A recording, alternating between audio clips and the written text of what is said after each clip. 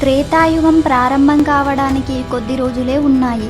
శ్రీ మహావిష్ణువు రాక్షసులను శిక్షించేందుకు శ్రీరాముడిగా భూమిపై అవతరించబోతున్నాడు. భూమిపై ధర్మాన్ని పునఃస్థాపించడానికి ఈ అవతారం అత్యంత కీలకం.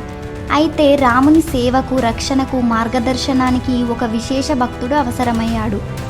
అప్పుడు శివుడు తన తపస్సు నుంచి లేచి భగవంతుని సేవకు తానే భక్తుడిగా అవతరించాలనుకున్నాడు. ఆ సమయంలో భూమిపై అంజనాదేవి అనే అప్సరసారూపిణి శాపవశాత్తు మానవురాలై తపస్సు చేస్తోంది. ఆమెకు ఒక శక్తివంతమైన బిడ్డ కావాలని కోరిక.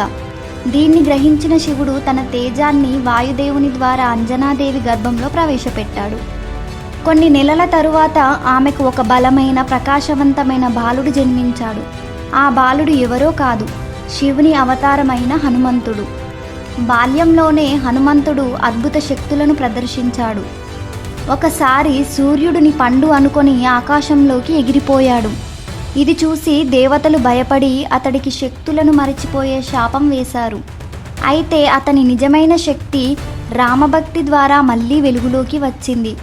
ఈ కథలో హనుమంతుడు శివుడు భక్తుడిగా అవతరించి విష్ణువు అవతారమైన రాముని సేవ చేసిన దివ్యమైన సంఘటన ఉంది. హనుమంతుడు తన జీవితాన్ని రామునికి అంకితంగా జీవించాడు. సీతాదేవిని వెతకడం, లంకను దహనం చేయడం, సంజీవని పర్వతాన్ని తెచ్చి లక్ష్మణుడిని రక్షించడం, ఇవన్నీ హనుమంతుని పరాక్రమానికి, భక్తికి నిదర్శనాలు. రాముడు చివరికి అతనికి చిరంజీవి వరం ఇచ్చాడు, అంటే యుగాల తరబడి జీవించే శక్తి.